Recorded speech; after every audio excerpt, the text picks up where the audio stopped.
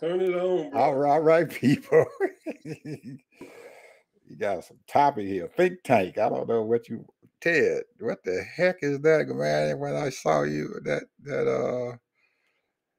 Well, that think tank. item, Good yeah, the afternoon, item. everybody. Good evening, good morning, whenever you have opportunity to see this program. And we're talking about think tanks. Think tanks, they are political, they can be scientific, they can be economics, uh, but there are over 11,000 think tanks In the world. in the world. And these people, they come and they write. They mostly like doctors, people with master's degrees, law degrees. A lot of politicians, they leave their political jobs and they go to a think tank. And they make a lot of money. Anywhere from a starting job is 70,000, and it can go up to almost 200,000. So these think tanks are very influential to the politicians because they write papers and they give these politicians suggestions on what they want to do. Say, for example, like the Hoover Institute. Some of the top ones is Hoover Institute, Brookings, the Heritage, RAND, the American Enterprise, and a lot of these Urban Institute, a lot of these think tanks, they come on C-SPAN. Other than that, you wouldn't even know they were around. Some of them C-SPAN gives them shows, and they might have a person that talks about nothing but politics. Another person might come and talk about nothing but economics. Another person might just talk about science. So these think tanks are very influential, like I said, and they persuade a lot of people. It's just like, what do they call those people that come to the office and try to persuade them to pass a bill? What do they call those people? But it'll come to me. But the bottom line is that, for example, the Hoover Institute is an American think tank. However, I had to put on my glasses to read this. Sorry, folks. Getting old, brother. You're getting old. My eyes is getting old. The thing is that what they do is they promote personal and economic liberty, free enterprise, and limited government. That's their goal. It's a conservative think tank. So their whole goal is to write papers on that type of thing. Now, some of the prominent people, now the person that started this or founded it was Herbert Hoover. And it was founded in 1919. So it's been around for a long time. And the parent organization is Stanford University. Stanford University, yes, Stanford University is in California. Well, I thought California was more of a liberal state. They are, and they are liberal think tanks. Well, they are liberal the think Hoover tanks. Institute, and the word you wanted to find out was lobbyists. Lobbyists, that's absolutely right. And I think they work partnership with these think tanks. Because these people make a lot of money. They get a lot of money from donors and what have you. So, the thing is that because they are such influential, like Brookings is more conservative. They are a conservative think tank. Let me say Brookings Institute is a research education, and you have Cato and And some of these think tanks are religious, and they promote religion. Now, the people that Cato Institute, the big promoters of those, or people that support them, is the Koch brothers. Yep. Matter of fact, one of them, Charles Koch, one of them passed away, but Charles Koch was the chairman, is the chairman of the board and chief executive. And we know that they promote conservatism all over the country. So, and the endowment, you ready for this? In 2020, their endowment was $85 million. That's a nice endowment for a think tank. Well, the Heritage Foundation is at 100 million. and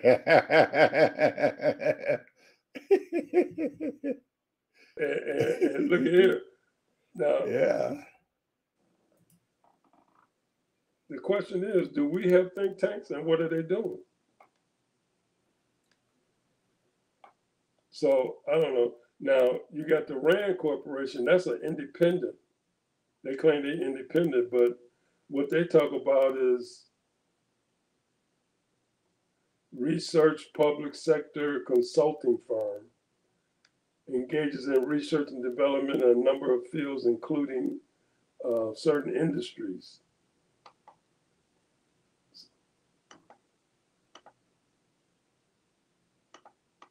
My computer won't work, but the bottom line is that these people, they got it going on, man. They've been around since 1948. Which one is that? The Rand Corporation. The Rand? Oh, okay. And now, a while back, I did a deep dive or rabbit hole, and I was looking at all of these different people that were in their organization. And they got people all over the world that come here to work for these think tanks. One of the biggest persons, I don't know if he's doing it so much, and I think he's for the Huber.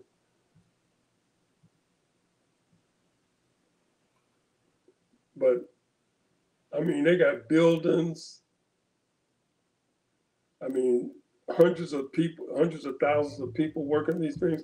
They collect billions of dollars a year just so that they can influence government. Mm-hmm. Just so that they can influence government.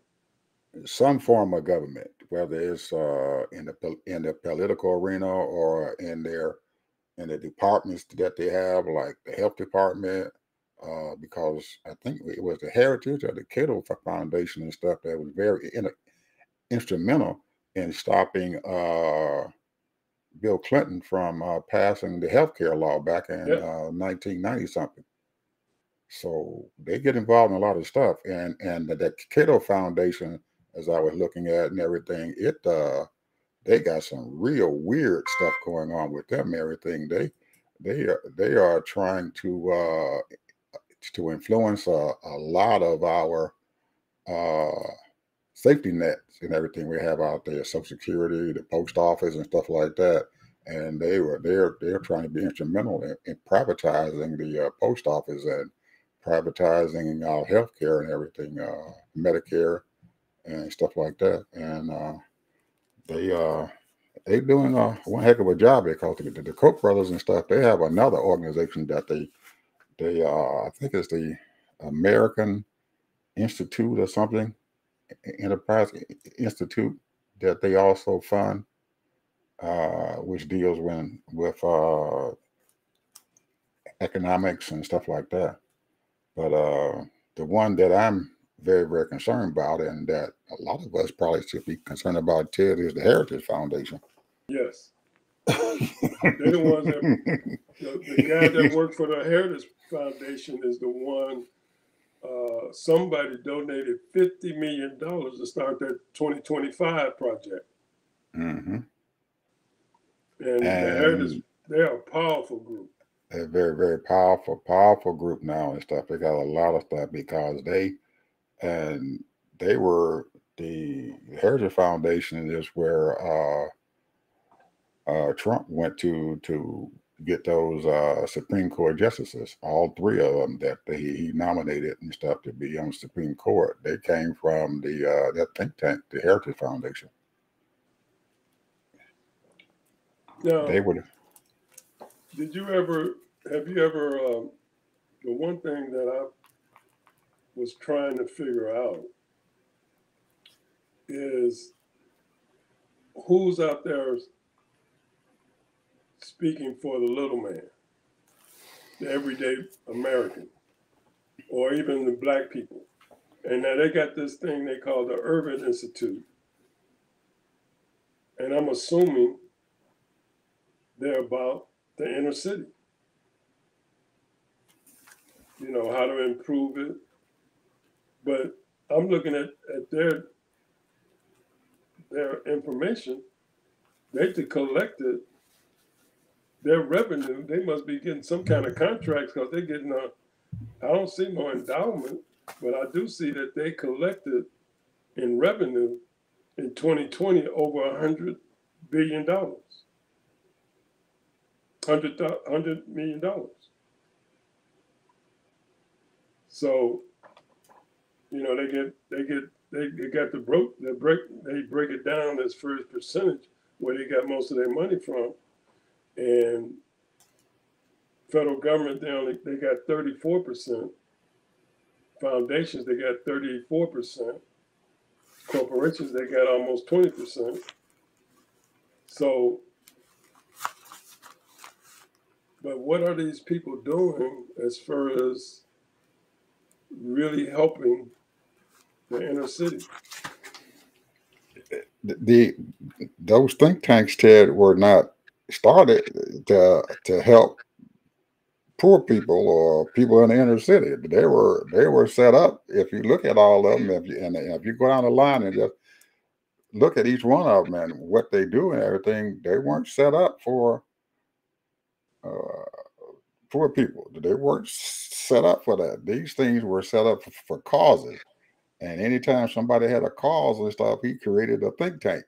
And he uses that think tank and everything to go out and just like you was saying earlier and everything, they hire lobbyists who go out and have a profound effect upon the politics and stuff of this country. So there is no interest in everything to do something for poor people or have a think tank for poor people because Or just everyday people? they don't have anyone who wants to fund it because after looking at all of that stuff and how many of them are here in the United States, man, there's oh man, shoot. I ain't even count them, but I know there's quite a few of them in the United That's States. over Yeah, 1,800. yeah, and each one of them, like I just said, they were founded and everything for a cause, for somebody's cause, and then whoever founded it and everything, most of the time had money, and they funded it, and they only dealt with the research and everything that was going to bring money and stuff eventually back into the people who sponsored the think tanks. Well, here's the thing is that when you're dealing with communities and the so-called urban institute, you know, their funding might be limited, but you know, I wouldn't call $100 million limited. You know, I mean, you know, you got to pay salaries. I don't know how many employees they have, but you look at all these think tanks, you know, their budgets is well over 100 million. Most of them, you know, not all of them, but some of them. But the ones that's well known, uh, they running the show, bro. They running the show. They are giving the narrative. You know, if I walked up to the Capitol and wanted to speak to someone, I ain't got no power. But these people got power. We have no power. The little man does not have any power. I'm sure there are probably a think tank for unions, and lobbyists for unions. I'm sure there's a think tank for athletics, you know. I'm sure there's a think tank for uh, different things like that. And you name it, you name the subject matter, they probably got a think tank for it. But what good are they doing besides doing the research and paper shuffle when the changes might be happening because it's all up to Congress to make those changes. Once they find out a certain issue, like what is the main issue right now that some of the people talking about? It's two things: there's guns and abortion, women's rights. Those are the two major things right now. And who is it favoring? Who is it favoring right now? It's favoring the Well, guns and not women's rights. well,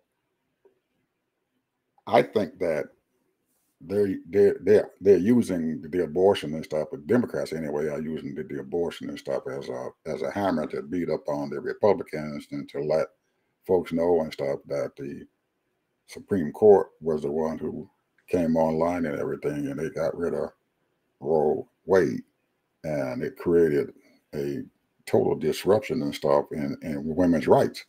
So, yeah, they're using that as a stick to beat people and stuff with. But if you look back at what's going on with these think tanks and stuff and everything, they have most of them, if you look at all of them, they have a plan and they have a cause. And when the only thing that they're promoting is their cause, whatever, and they don't care about poverty. That's not in their makeup. Poverty is not there. People who don't have enough food in their mouth, that's not there. They don't think about that. The only thing they're thinking about is their cause that they were created and stuff for, and that's it. And when a politician and stuff or a group of politicians get together and they want to find out about a particular subject and everything, they go to these think tanks and stuff because these people and stuff have all the data and they've done the research and they give them their information. And I'm pretty sure that by doing this and everything, somebody is giving them some money for what they have.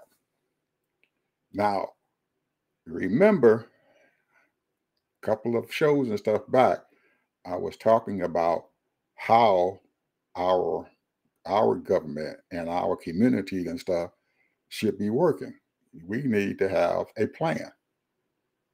You get a plan, you got a cause, you done some research.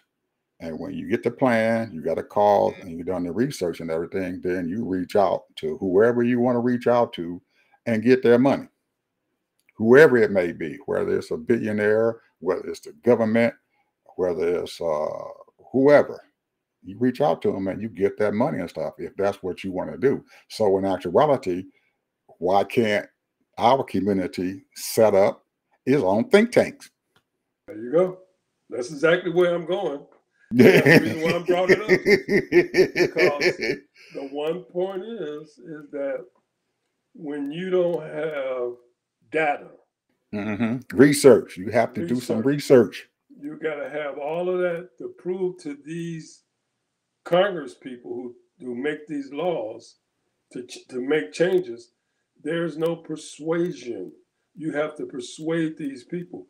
Then you not only that, you got to get people to, well, contribute to them too, so that they can stay in office.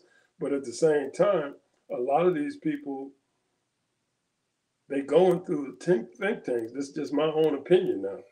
They go into these think tanks because they're very smart people, intelligent people. Right. They got Absolutely. master's degrees, they got doctorate degrees, and what do? They write articles in newspapers. They'll sell their article to a newspaper, and it'll be an opinion.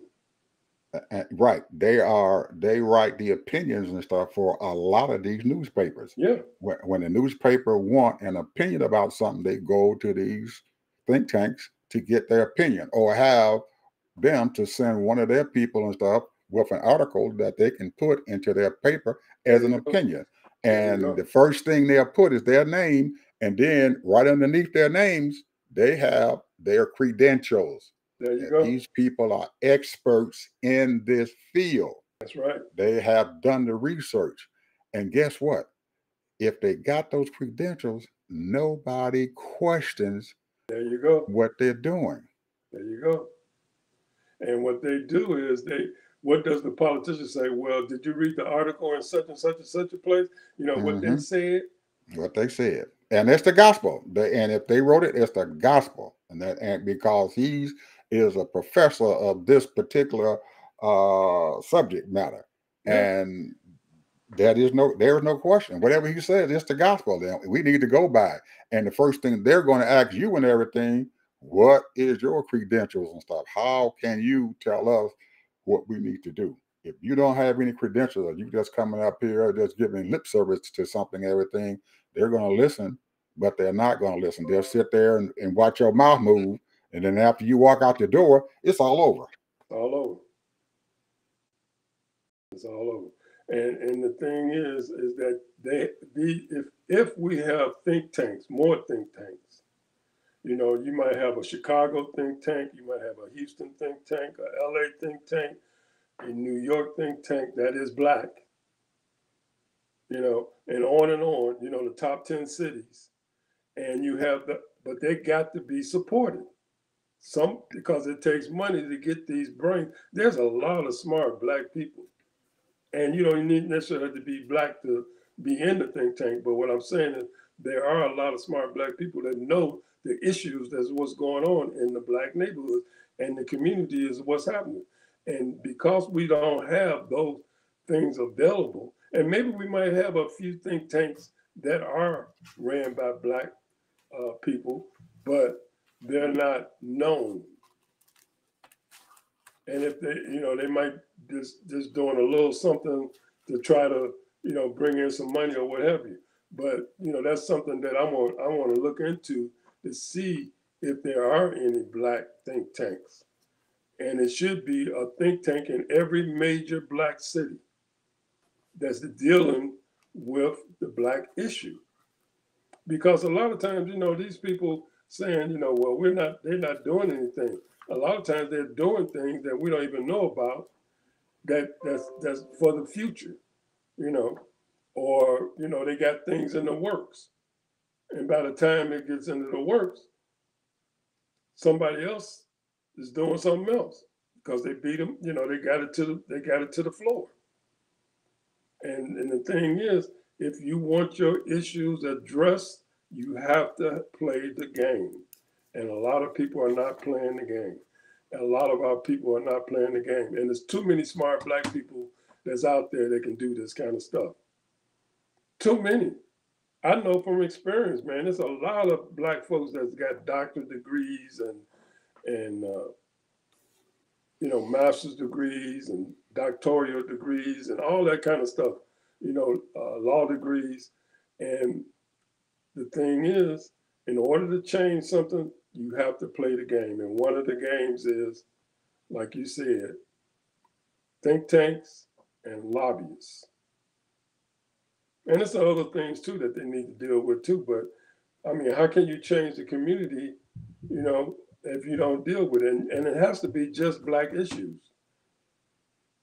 Because you can't be talking about, and I'm not saying it's wrong or right or wrong, but it has to be black issues. Well, like you said, that was three if each city.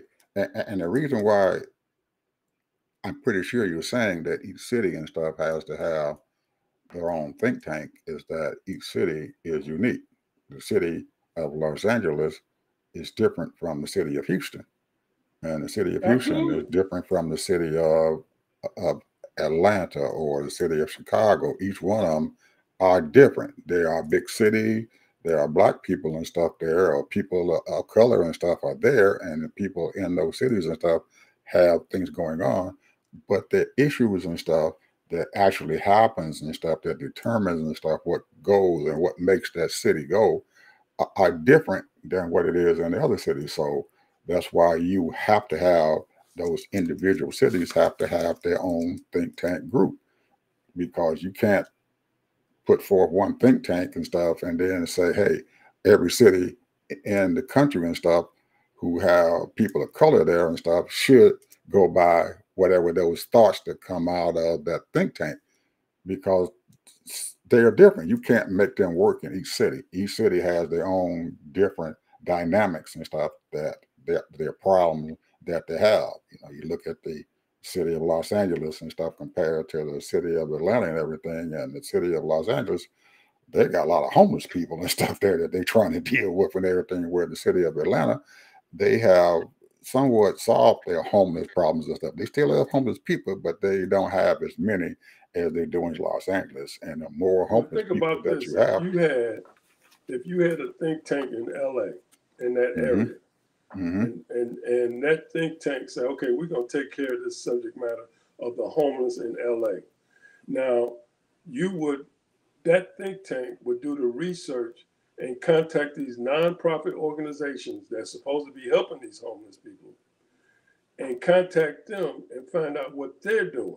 mm-hmm, And then you collaborate with them, and then you go to the community and talk to these people, certain people, you got all kind of clubs and everything else that they mm-hmm. talk to and find out what they think what you should do. And so then you come up with a Correlate the answer. plan, Yeah, right? you come up You with a plan. correlate, you correlate a plan. Correlate that plan. And then you say, okay, this is what we came up with. You go to Congress, of course you go to your state, but 9 times out of 10, they might do a little something, but then you go to Congress because they're going to pass those laws and they're going to provide the money and the funds for right now it's a big thing now. What did Newsom say in California? He said to build a house for a homeless person, it costs, what did he say? 300, 500,000? It's some ridiculous amount of Some money, ridiculous man. amount of money. A ridiculous amount of money. But And that so, is the difference in Los Angeles compared to, say, Seattle, Washington, or Portland, Kankakee, Portland. Illinois, or Tampa, Florida, and stuff and everything. Hey, man, that's a you can build a house. You can build 3 houses in Illinois for what they charge for one house there in California. Yeah. But So, even then, they still have those dynamics and stuff that are in play. Uh, if you're going to have a think tank, you have to realize and stuff, and your city government or whoever it is going to have to realize that those think tanks, they aren't free. that's what I say. They got to You're get going to supported. have to They fund. have to have support. They're Now, going to have we're support. looking You're at, going to have to fund those things. You can't just say, okay, I'm going to have a think tank. You're going to have some money behind that. And you're going to have, and knowing us folks and stuff and everything, when you start saying, wait, we need to fund this, why you got to give them all that money? well, you Well, get government you contracts. have to, they have to understand that you have to spend money to get money. You don't spend any money, more than likely, you're not going to get any money. And, And and, and these young people, and the reason why I brought this up is that you have so many young people that's frustrated and they want to go out and protest and they want to go and march and all that kind of stuff. That's not how the game is played. The game ain't played like that. You can march not until the, anymore. till the lights go out. Not anymore. No, them days is over. Yeah, not anymore. You got to find you another stick. You got to They get don't another care. stick. You can protest till No, the lights go out. those things worked in the 60s and 70s, but you Yeah. need another stick now. Just That because stick, you on TV and you protesting don't mean nothing. Ain't yeah, nothing gonna change. yeah, that stick is worn out. You know, it's down to a nub now. It's no longer a big stick. It's a little small stick, a little twig. It's not hurting anybody. So you're And gonna have that's to what we're find your talking own about way. as far as engagement. This is part of engagement. Everybody's not called to be in a think tank or go out and talk to the community. Everybody's not called to do that. But there are a lot of people that's interested in doing that. And there's a lot of smart people, a lot of college graduates, that's interested in those things. A lot of social workers and all that kind of thing got their doctorate degree, and psychologists that got their doctorate degree, and all of that. And they you know, just they're not being utilized. They're just not being utilized. And somebody needs to step up to the plate and get the changes done. That's the reason why the changes are not being done as rapidly as it should be. Because all we're doing is going in a circle. We're just going in a circle. The same problems every time. All the problems still the same. And you get some people that get out and they make it and they're doing okay. But if you want to really just, you ain't gonna never get rid of all of it, but you can get rid of at least 60, 70%. You know, get rid of 60, 70%. Just like we need think tanks for education in the Black community. Why is it so much spending in the white community and not in the Black community? Who's supporting that? When you got these schools that's opening up charter schools, So we are private moving schools, from the think tank to what now? The education now? yeah, education, bro. Oh, okay. Now the education is. I thought, okay, I just want to know because you didn't tell me we were moving to something else here. Oh, you didn't hear We my moving my to my our other segue? agenda item, people. Did you? We are That was now my talking segue right about. there, bro. We are now talking about education. So Because look at caught here, me? Did you caught me off guard? look at here, look at here. Education, bro, is a thing. The average cost of a college for 1 year, $38,000. That's the low end. If you go to some of these other upper echelon schools, you're talking 50, some of them even $100,000 a year. And a, a one person can spend as high as 150. And when we went to school, man, I don't think my college degree didn't cost me, but probably, I don't know if it cost $5,000, $6,000. If Per it's year, or was 7,000 it top. No, I'm talking per about year, I'm or for talking about for the the whole 4 years. the whole period? 4 years. Oh, okay. Well, now, and you need to expound upon that because most people want to understand. They're gonna say, "You went to school for $5,000 for 4 years." You have to let them know that there was something else in play there, Ted. Yeah. That happened. Well, Yeah. we had Okay. stipends. We had stipends. We had what was that thing? That program they had back then? They had a lot of things that was going on. They had all kind of programs for Yeah. people. And school was Have work work study. They had work work study. study. Work study, making some money and stuff. You work 20 hours a week. Yeah. Yeah, and then don't forget about you play basketball. So hey, so Yeah. they paid for some, because they gave some money to play basketball, scholarship money. So it That's the wasn't whole thing, bro. people. To go to school cost more than $5,000 for 4 years. When kid was going to school. I said I spent no Yeah, more than five okay, thousand but dollars. it did cost more than that for the regular folks. But I'm just But telling you, man. yeah, School it has gotten is gotten out of hand, it's man, gotten out of hand, bro. for the cost of higher education when you consider that some of the countries and stuff around the world, they consider college and stuff to be free for their citizens, their children and stuff come in. They pay for them to go to school. They may not pay for the whole 4 years and stuff, but they do pay for some parts and stuff of a higher education. Where here in this country and stuff, this doesn't happen unless you are a scholar, a Rhodes Scholar, or something like that before they'll start paying for your education. Or you get a chance to go to some of those prestigious institutes and everything like Stanford and Harvard and stuff. Who, if you Because can they make got it an into their endowment. school, They right? got If they billions got, of billions of dollars of endowment. they have billions of dollars that coming into their schools for endowments and stuff that pays for their education. Emory University here in Atlanta and everything, they have an endowment. If you were able to get into every university and stuff and everything, you don't pay for anything. It's all paid for. It's because of the endowment to come in. So there are some universities that would do that, but you have to be, and most of us are not going to stay on top of our academics.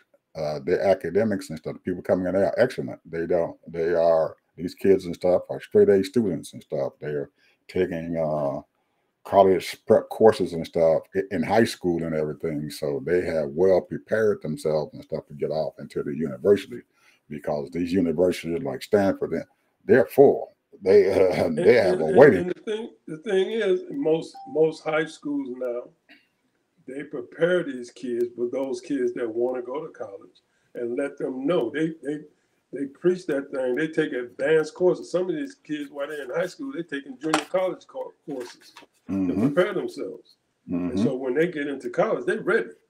Absolutely. So They're when we were doing. coming up, we wasn't. I mean, I know I wasn't. I wasn't aware of taking college preparatory classes. That's why I went to a junior college first. I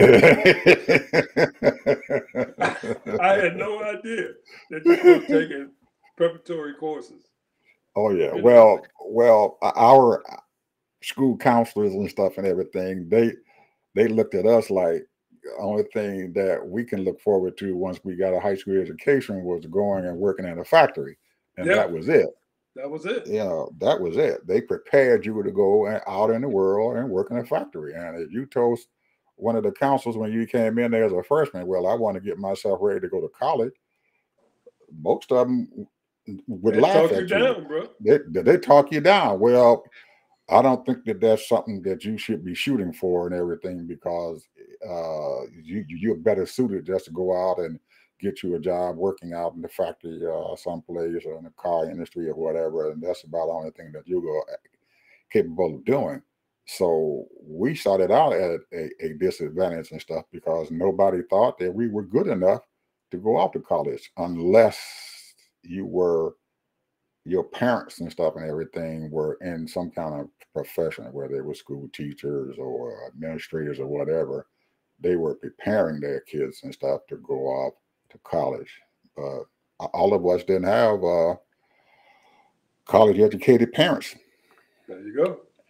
And most of our parents and stuff, they worked hard every day and worked in these factories or whatever. And and when I told my parents and stuff, when I got into senior high school, when I want to go off to college and stuff, they looked at me like I was, wow.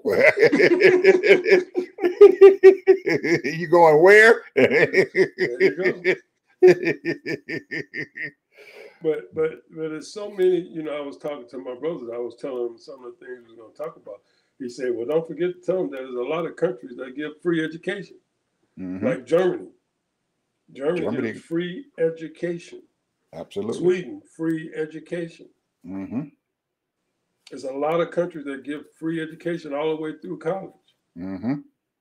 And the thing is, nowadays, for those kids that aspire to go to college, like you got a lot of these people that want to go to some of these black colleges, some of them have to drop out because they can't afford it. Mm-hmm. And that's sad. And because they don't have endowments like these other colleges.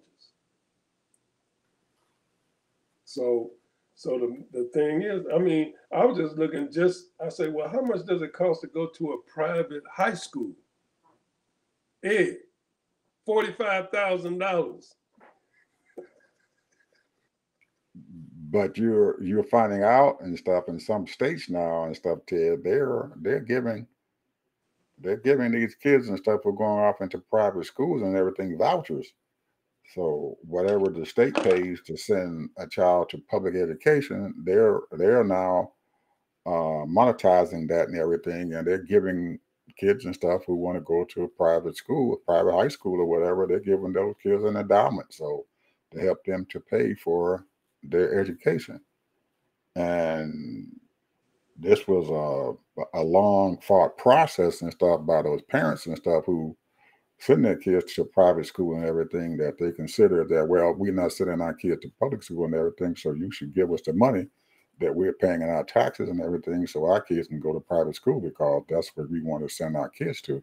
Well, those voices and stuff and everything have, in some states now, have brought forth some fruit. The states, legislatures and stuff and everything are giving the kids money. And then Yeah, I'm pretty sure about 3 or 4 years ago, the Supreme Court said it was okay to do that. yeah, yeah. And it's taking money from these public schools. They're taking money out of these public schools and everything and stuff now. And that's what most of us were afraid of, that when that happened, that money and stuff was going to be taken away from the public schools and everything and sent off to a private school, which was hurting, which was, in a sense and stuff, was hurting the kids and stuff who are in public school because they already budgetary matters and stuff are very short and everything and stuff right now, and to take money and stuff away from that and everything, it really puts a heavy burden and stuff upon the administration and stuff of those public schools. So I Well, don't know. right now, we're almost done with our show here, but right now, the federal budget for education is right around $80 billion.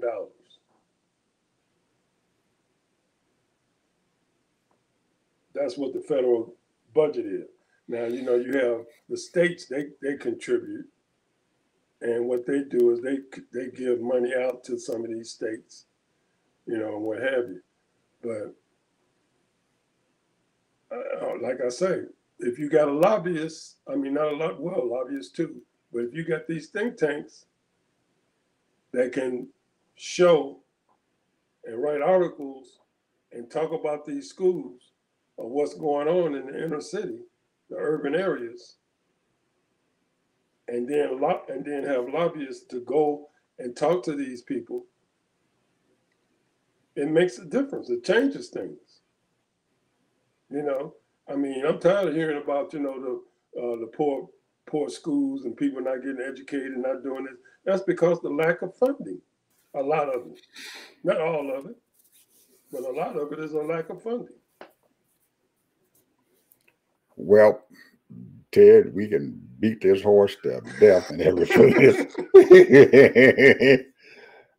But I don't. I have no idea at this point and everything how to convince the people out there in the audience and the folks who are listening to us how to be able to uh, give their school board, give their city politicians and everything the information that they need to go out and implement some of the things that we were just talking about. And I'm pretty sure a lot of them would probably look at that and say, those guys are crazy.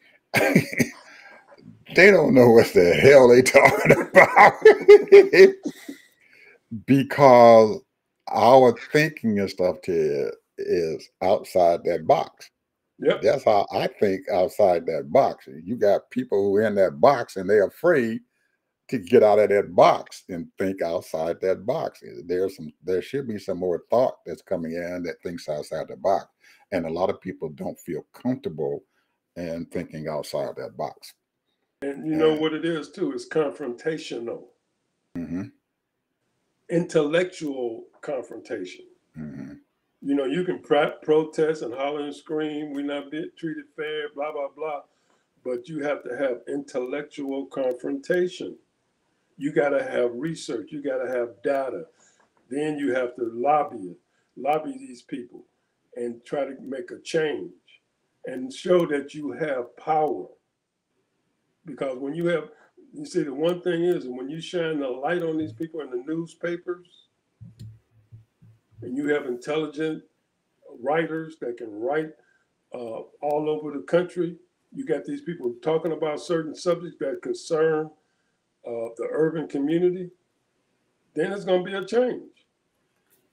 And some of these people, like like this, the Urban Institute, I'm sure is doing some good, but it's not doing enough, obviously. And then I'm gonna look up and see if I find some more that are trying to deal with these things, but I don't know. And we've been known as a people to become reactionary, but we have to move from that reactionary moment to long-term planning. It took the Heritage Foundation, if you look at that think tank and everything, to become powerful. They were formed in what 1973, and it taken them all the way now until the year 2010 and everything to become an organization and everything that's been very powerful. Powerful, Now powerful. they had some losses and everything. When they first started out, they weren't totally successful in everything with their ideas and what they were talking about and what they were doing, but they stuck with it.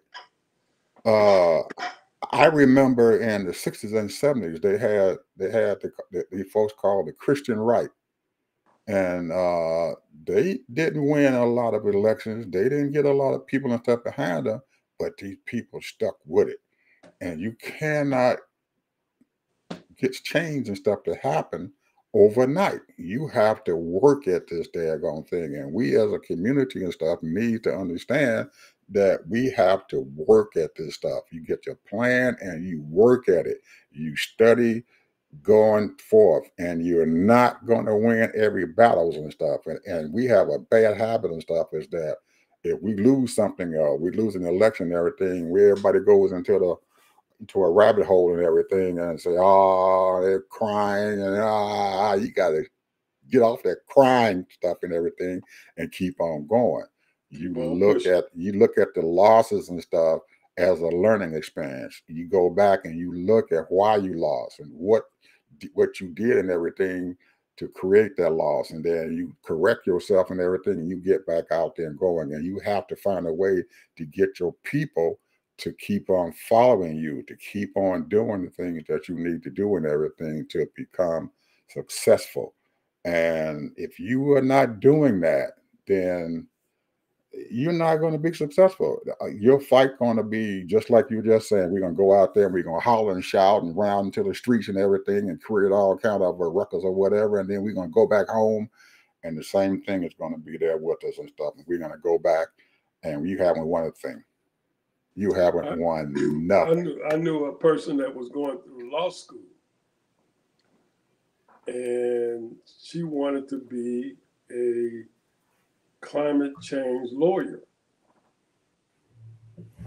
And the first thing I told her, I said, hey, there are institutes, there are think tanks where you can go work for them and fight the climate change. And see, that's how it works. If you have an interest in your community, nowadays, like I said, are there institutes that care about the urban areas? That's the question. Hmm. So, I mean, you got a lot of people that you got Kaiser Family Foundation. I'm sure Kaiser, they're talking about what? Medical stuff. You know, their whole Hmm. thing is probably medical stuff. Hmm. You know, And they are. They're talking about HMOs. How they're going to yeah, take. How they're going to go into these large companies and stuff and everything and provide healthcare to their employees, group healthcare to their employees yeah, for this corporation and everything. And one of the things that most of them are going to promote is HMO. yeah. And a lot of people they like, if they're younger they like the HMOs, but once they get older and everything, those HMOs and stuff become a disaster and everything for the patient and stuff as they come into getting health care and stuff taken care of. So the Kaiser, they're going to be out there promoting their stuff and everything. They're going to be going out, and they also probably are in there doing something lobbyists to these politicians and stuff in Congress, into the state legislative and everything, to change laws and stuff in their favor.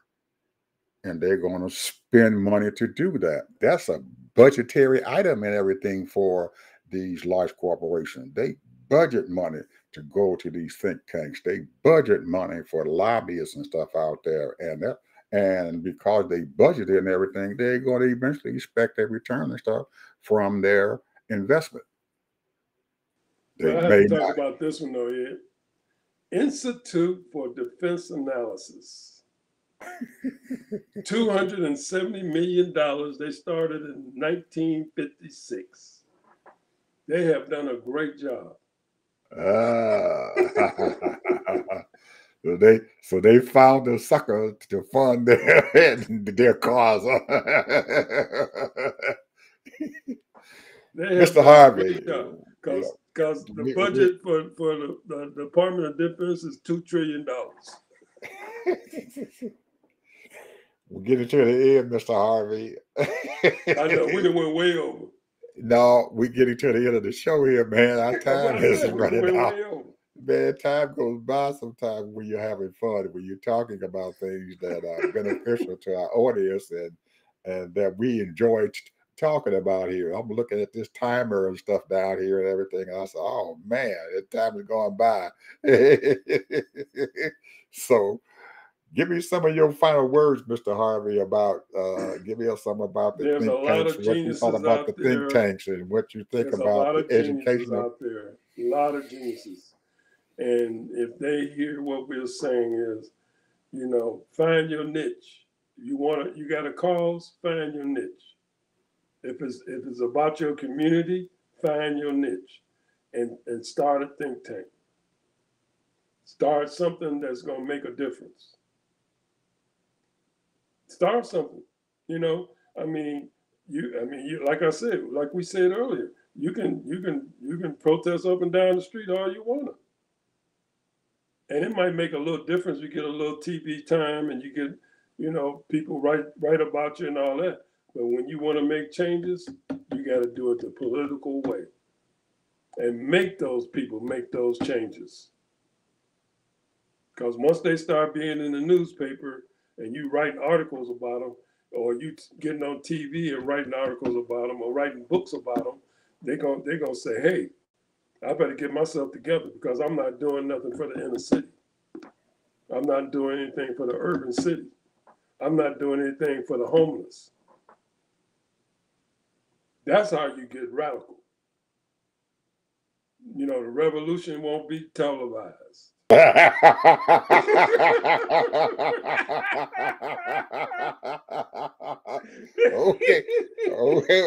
Mr. Harvey. You got the spook who sat by the door.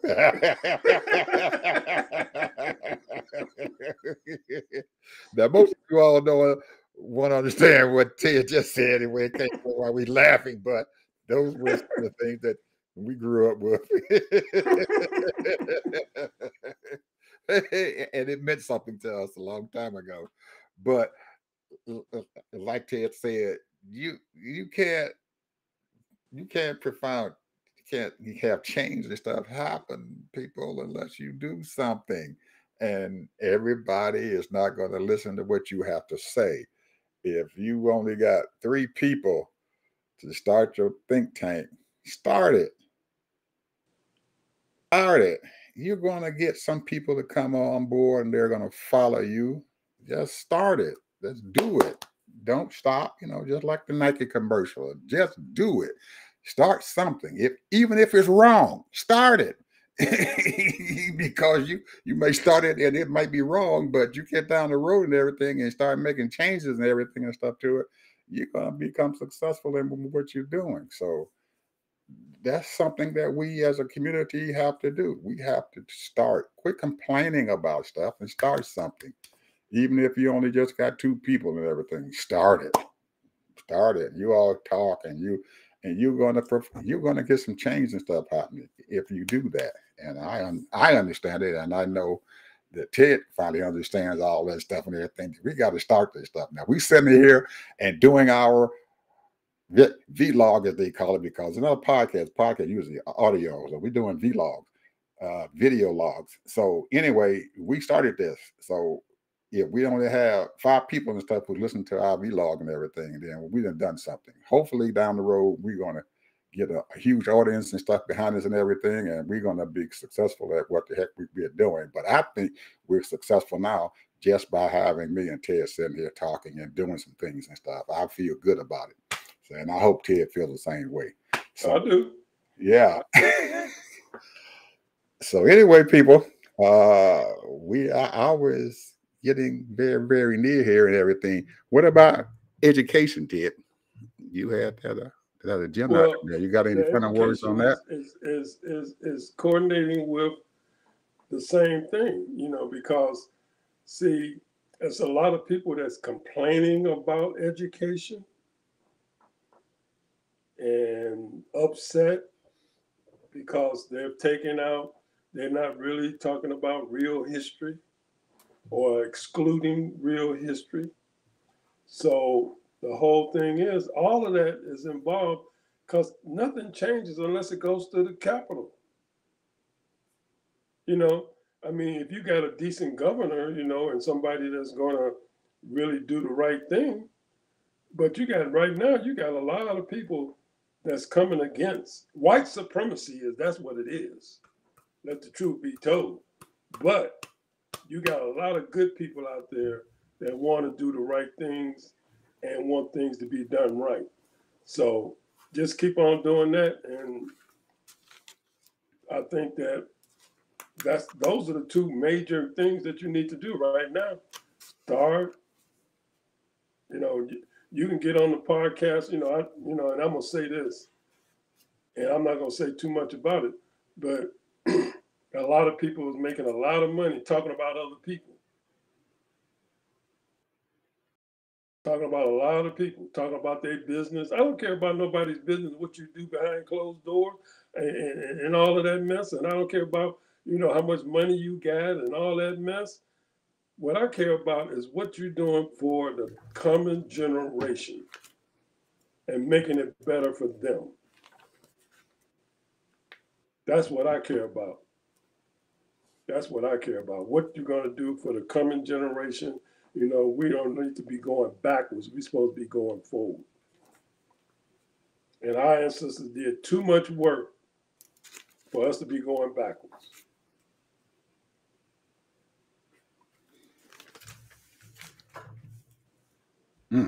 Go ahead on, Mr. Harvey. Preach.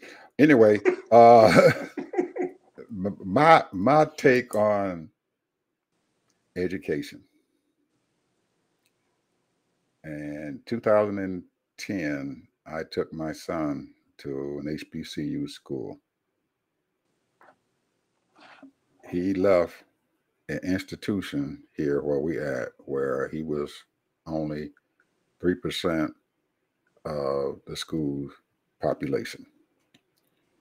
So we took him to an HBCU school in the middle part of Georgia. And as we got him enrolled in school and everything, we walked around campus. And something was the people who were guiding us around the campus and everything didn't think a lot about it, but I did. They were building 3 new dormitories. They already had 5 dormitories. They were building 3 new ones. And we asked the question, well, who's going to be in those new dormitories? They said those are female dormitories. They're building 3 new ones. They already had 5, and 3 of them were already women's dormitory, and only 2 and a part of the other one were men's dormitories. What does that tell you?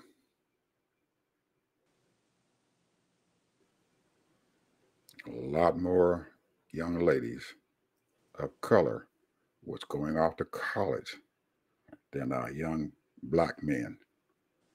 And Yeah. I can take you from 2010 to 2014, 2024. That's 14 years. And in those 14 years, look at what's going on out there in our professional field. Look at what's going on. How many young black men are we seeing out there who have been educated, who are out there in the workforce compared to professional black women? Woo, you saying a mouthful now.